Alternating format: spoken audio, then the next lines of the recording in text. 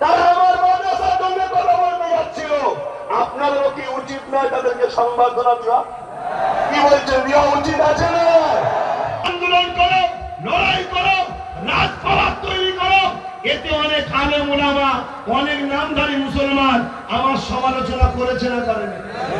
আজকে বড় ওয়াকাফের বিরুদ্ধে বিল হয়েছে না হয়নি? মসজিদ মাদ্রাসা ভাঙা হচ্ছে না হয়নি? মসজিদ মাদ্রাসা ধ্বংসের দিকে দিয়ে যাচ্ছে না যায়নি?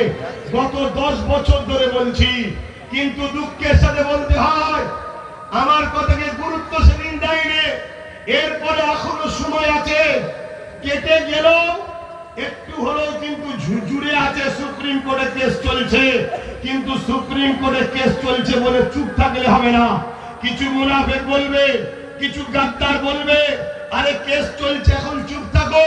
আরে বাবরি মসজিদেরও তো কেস চলছিল, চুপ ছিল বলেই তো সংবিধান বিরোধী রায় হয়ে গেল।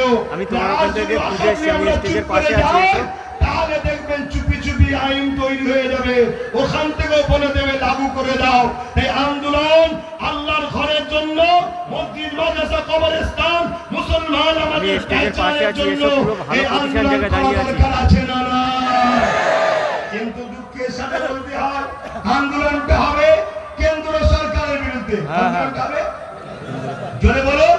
আমি কি বলতে স্টেজের পাশে রয়েছি, কেন্দ্র সরকার কারাকানুন তৈরি করেছে।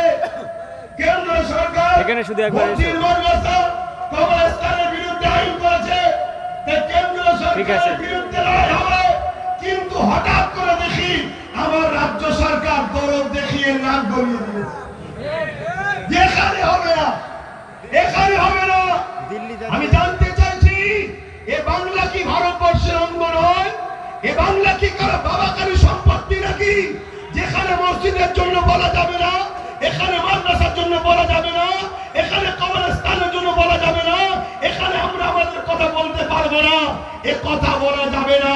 যে বলছে সে ঠিক বলছে না ভুল বলছে? বলে বলুন।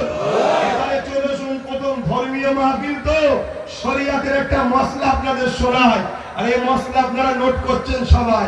মুফতি মৌলানা আলেমদের ঘরে দেবেন, কারো যদি দম থাকে ফতোয়াটা কেটে দিতে বলবেন, দালালগুলোকে চিনবো। তাহলে ফতোয়া কি? রাসূল বলেছে অন্যায় দেখলে হাত দিয়ে রাখো, অন্যায় দেখলে হাত দিয়ে রাখো। যদি হাতে ক্ষমতা না থাকে মুখ দিয়ে রাখো, মুখে যদি ক্ষমতা না থাকে অন্তর থেকে ঘৃণা করে দূরে সরে যাও। কেন্দ্র সরকার সংবিধান বিরোধী ওয়াকফ কালাকানুন তৈরি করেছে, এটা ন্যায় করেছে না অন্যায় করেছে? রাসূলুল্লাহর হাদিস অনুযায়ী এই কালাকানুনের বিরুদ্ধে হাত দিয়ে লড়াই করতে হবে। যদি হাতে ক্ষমতা না থাকে মুখ দিয়ে প্রতিবাদ করতে হবে। যদি মুখে ক্ষমতা না থাকে অন্তর থেকে ঘৃণা করতে হবে। যদি এই তিনটের মধ্যে কোনোটা না থাকে রাসূলের হাদিস অনুযায়ী তার মধ্যে ঈমান থাকবে না। সারাসার কথা। দ্বিতীয় নম্বর কথা, কেন্দ্র সরকারের ওই কালা কানুনের বিরুদ্ধে পশ্চিম বাংলাতে আন্দোলন করা যাবে না। যদি কেউ পশ্চিম বাংলায় আন্দোলন করে, গুলোগুলি করে, সব থেকে বড় দুশ্মন আমি হব। রাজ্য সরকার এমনটা কথা বলেছে না বলেনি? এই কথাটা নাই বলেছে না অন্যায়? জোরে বল, নাই না অন্যায়? অন্যায়ের বিরুদ্ধে হাত দিয়ে লড়তে হবে। রাজ্য সরকারের এই কথার বিরুদ্ধে হাত দিয়ে লড়াই করতে হবে। যদি হাতে ক্ষমতা না থাকে রাজ্য সরকারের অন্যায়ের বিরুদ্ধে মুখ দিয়ে প্রতিবাদ করতে হবে। যদি মুখ দিয়ে প্রতিবাদ করতে না পারো অন্তর থেকে ঘৃণা করতে হবে। এই তিনটের মধ্যে কোনোটা যদি না থাকে রাসূলুল্লাহর হাদিস অনুযায়ী তার মধ্যে ঈমান নাই, ঈমান নাই, ঈমান নাই।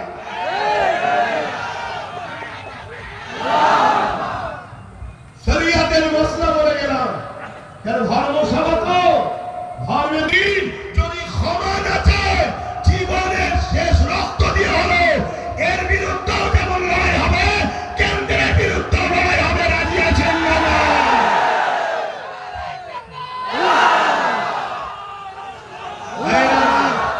এটা আমার মসজিদের সভা, এটা আমার